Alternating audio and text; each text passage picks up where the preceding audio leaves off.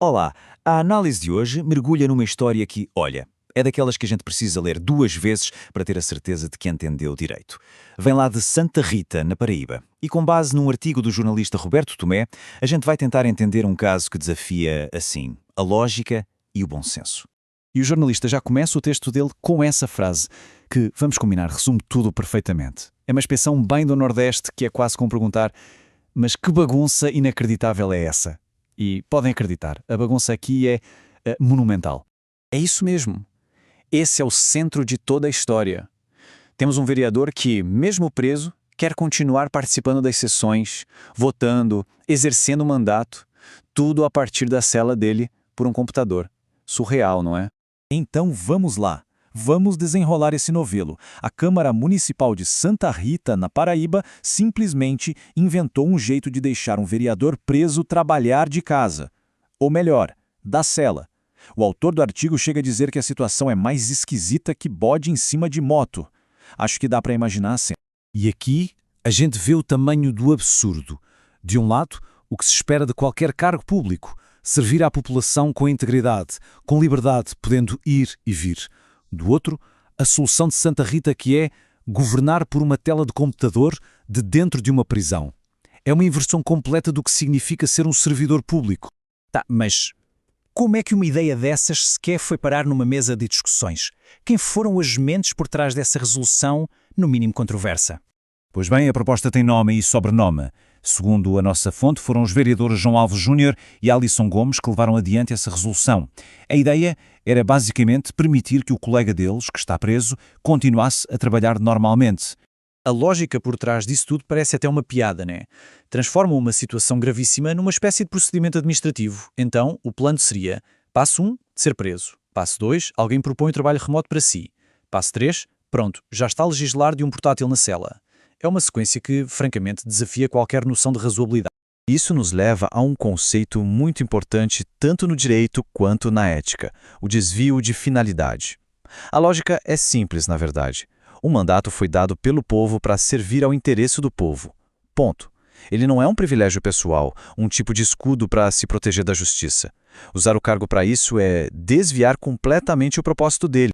Bom, como era de se esperar, essa decisão não passou despercebida. Pelo contrário, gerou uma onda de críticas e de indignação por toda a parte. E os argumentos contra essa resolução que o artigo destaca são bem fortes. Basicamente, as críticas se concentram em 4 pontos. Primeiro, a ideia de que isso é uma vergonha nacional, um verdadeiro tapa na cara da Constituição.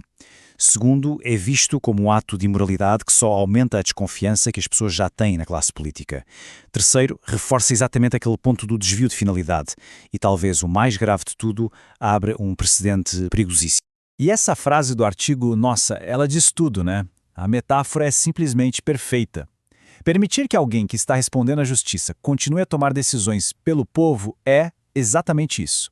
É como entregar o galinheiro para a raposa cuidar. O resultado a gente já pode imaginar qual seria. Mas a história não para por aí. Diante desse cenário todo, a reação oficial finalmente veio. O Ministério Público da Paraíba entrou em cena e decidiu investigar a legalidade dessa decisão da Câmara Municipal. E essa investigação tem um responsável bem definido. É o promotor Ranieri da Silva Dantas quem está à frente do inquérito. Isso é um sinal claro de que o Poder Judiciário está levando o caso muito a sério. E a investigação já começou com ações bem concretas. O promotor não perdeu tempo. Pediu todos os documentos importantes: as atas das reuniões, as listas de quem estava presente, a cópia da resolução inteira e, o ponto-chave, uma justificativa, por escrito, dos vereadores que criaram a proposta. O objetivo é claro: entender como isso aconteceu e de quem é a responsabilidade. Agora, a gente pode se perguntar: tá, mas por que essa história de Santa Rita importa tanto? Bom, é porque as implicações disso vão muito, mas muito além dos limites da cidade. O ponto crucial é este: o risco de transformar o absurdo em algo normal. Se uma decisão como essa passa e vira lei, ela abre um precedente. Imagina se a moda pega. Daqui a pouco, qualquer município pode fazer o mesmo. Celas de prisão poderiam, na prática, virar gabinetes parlamentares. A linha que separa o serviço público e a punição da lei fica completamente borrada.